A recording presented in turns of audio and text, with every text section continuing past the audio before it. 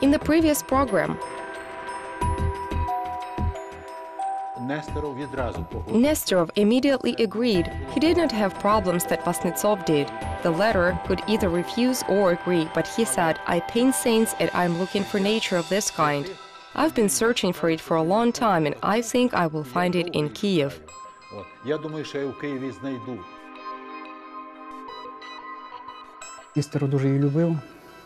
Nesterov loved Maria. He even used to say, "All the best that has come into my painting and life after her death is the memory of her." And he says, "Well, you imagine that we have 3 navels below the central one, 2 on the sides and also 1 above. We also need 2 side iconostases. They do not contact your central one, so we will give that task to Nesterov."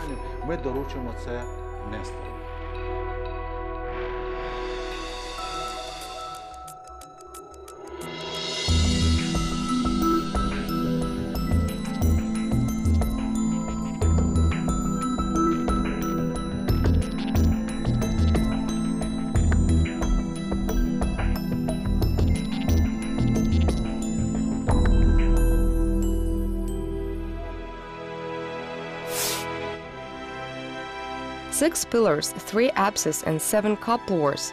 Such is the construction of the main church of the Ukrainian Orthodox Church of the Kyiv Patriarchate, the Volodymyr Cathedral. A large scandal preceded its appearance. Its sanctification gave rise to an even more sensational scandal.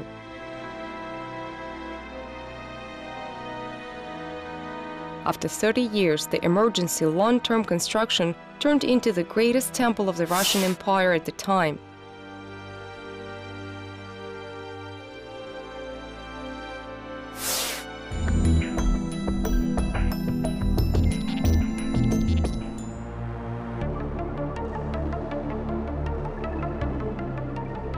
September 1890, young Russian artist Mikhail Nesterov comes to Kyiv to paint the Volodymyr Cathedral. He agreed to participate back in March, and having received the assignment from the head of the finishing works, Adrian Prakhov, he returned home. There, he worked on sketches of future paintings. Kyiv, it is a great, wonderful city now. But it was a small town back then. Metropolitan artists found it difficult to live in the province. Nesterov immediately started painting the walls of the cathedral according to Vasnetsov's sketches. To get acquainted with the murals, a new technique for him, he paints Boris and Gleb on the pales of the middle ship of the cathedral. He likes the new job and masters it rather quickly. Meanwhile, Prakhov suggests Mikhail Nesterov to make a sketch of the Nativity of Christ for the altarpiece of the walls. If the commission likes the draft, then the resurrection of Christ will also become Nesterov's work. The artist got to work immediately. On October 21, 1890, he wrote a letter to his parents in Ufa, in which he says that the commission had approved Christmas with minor changes and resurrection would have to be redone, although Prakhov and Vasnetsov liked resurrection more than Christmas. Потрібно, щоб Христос був лише прикритий саваном, а не в хітоні. Зрозуміли, пане Михайло?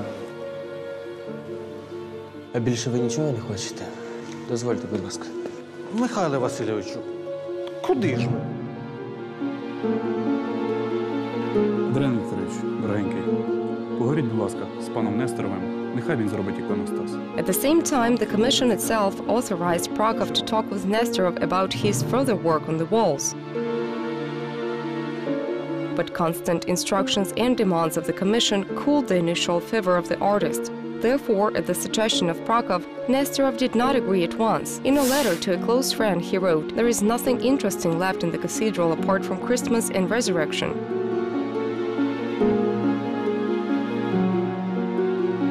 Also, Christmas now hardly suits my artistic tastes and mood. And now there is this commission with its strange demands. So now the only thing that keeps me going is the fairly high reward. But it seems to me that at the age of 28, it is a bit early for me as an artist to start thinking about fees dictating my work, especially since my habits are modest and money will not give me much freedom. However, the expert is convinced that the artist was not totally sincere in that letter.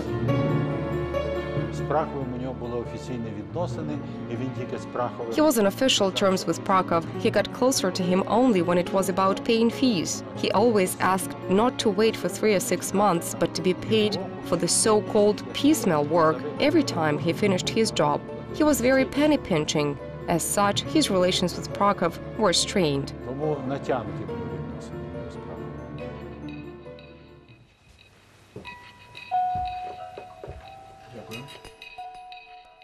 In the spring of 1891, Nesterov finally finished Christmas and Resurrection. They were accepted with minor remarks, although Nesterov was not always satisfied with his work himself. Дуже ревнував Нестеров до Врубеля, казав, що Nesterov was very jealous of Rubel. He used to say, "Look how he paints angels. I dream of being able to paint like that. And my angels always look like some kind of calves." Still, Prakhov suggested Nesterov to take up 2 iconostases. Nesterov agreed and they concluded an agreement right away. By January 1903, the artist undertook to provide the committee with 8 large icons and 2 royal gates in the upper iconostases. А за цю роботу я пропоную вам 3800 рублів. Я згоден, але роботу я закінчу не раніше січня 93-го. Домовились. Taking the order, Nesterov left Kyiv, and in January 1893, he completed his work. Everything was done so well that the committee proposed the artist to paint icons with saints in 2 lateral iconostases of the main altar. This time, the artist took on the work eagerly. But he went to Italy for studies before that. He spent the winter on a trip abroad, and in the spring of 1893, he showed his sketches to Prakhov. The great martyr Varvara was among them. Дуже непогано.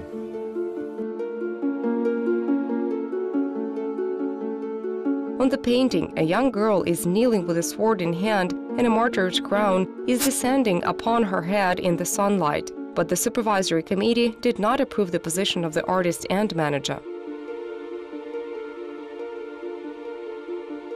Neither the priesthood nor the leadership of the cathedral agreed to that. It was carrying some unnecessary tension. You see, Orthodox icons, unlike Catholic icons, are devoid of exaltation. They are devoid of any kind of anatomical and psychological details. This is very common in Renaissance painting, but Orthodoxy is more static and hieratic.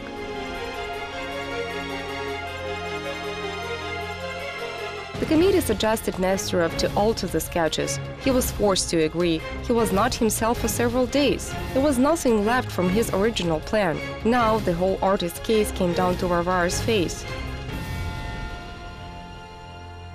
Here the artist turned to his favorite technique. In the spring of 1890, during his first visit to the Prakhovs, Mikhail met the oldest daughter of Adrian Viktorovich, Olena.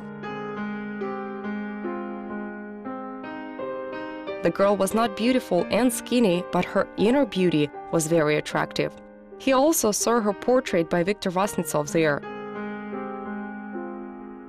According to Nesterov, it was the best portrait by Viktor Mikhailovich. A warm relationship was established between the youngsters. він був вдовець, звичайно. He was a widower, and of course he liked her and she liked him. Because of work, he was often at her house. All the artists had tea at the Prakhovs in the evenings. It was a usual situation for acquaintance and love. Закоханості.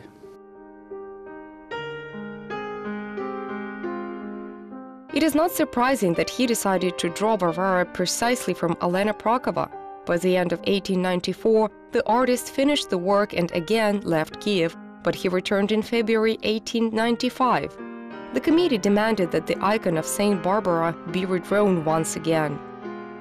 Ця ікона наробила. The icon had a lot of publicity at the time because a particular woman was portrayed in it.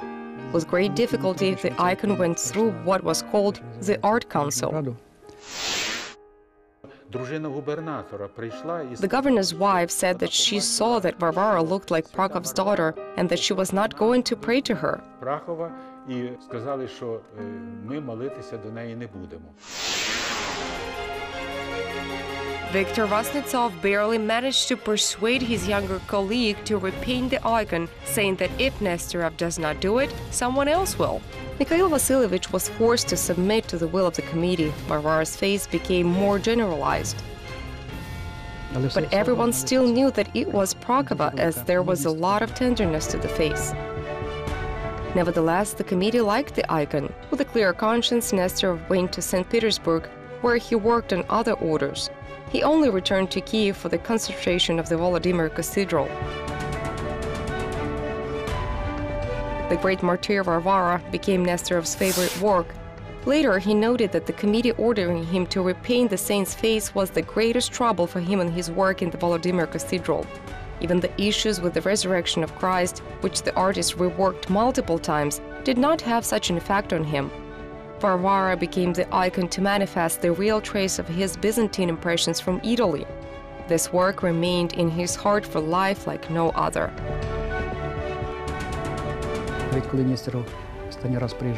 Even when Nesterov last came to Kyiv in 1938, he wanted to see it. It was his most lyrical and most hard-won work. He was very proud of it. І сьогодні у цьому іконостасі Варваринському люди And today, people are very touched by Varvara's face. In fact, the change in Nestorov's attitude to the Volodymyr Cathedral, to some extent, began from this image. настанови самого Нестерова до Володимирського. Він дуже був критичний.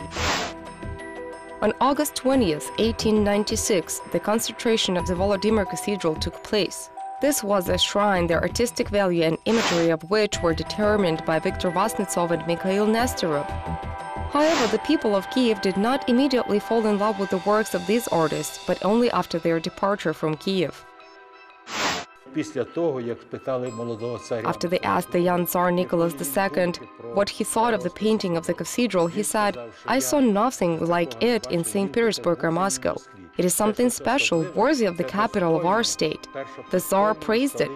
After that, everyone started to take a positive attitude towards the creativity of these two Russian artists. до творчості цих двох російських митців. Indeed, it was a great program. It was a modern cathedral. It was presented marvelously. Many catalogs, albums, and even such samples were released according to which the cathedrals in the whole Russian Empire were painted, guided by the paintings of Vasnetsov and Nesterov. In those days, the participation of this artist in such works was considered something lower than his dignity. It was for a reason that Prakhov's proposal was refused by Repin, Kramsko, and Polinov. But Mikhail Nesterov's rise began with the painting of the Volodymyr Cathedral. There were many orders. In fact, there were too many of them. The Volodymyr Cathedral showed once and for all their high class as artists. They were the best in the empire and then in Russia. Indeed, whatever Nesterov did, it immediately carried a stamp of talent, and it was accepted by the church and immediately became canonical. With the completion of the paintings of the Volodymyr Cathedral, the relationship between Mikhail Nesterov and Lola Prakhova did not stop. And after 10 years of warm friendship, he proposed his hand in marriage. The girl accepted. There was to be a wedding, but Mikhail Vasilievich spoiled everything himself. He was carried away by another woman. The Prakhovs found out about that. The engagement was cancelled. Yet the relationship with the woman who inspired the artist for the masterpiece remained friendly until the end of his life.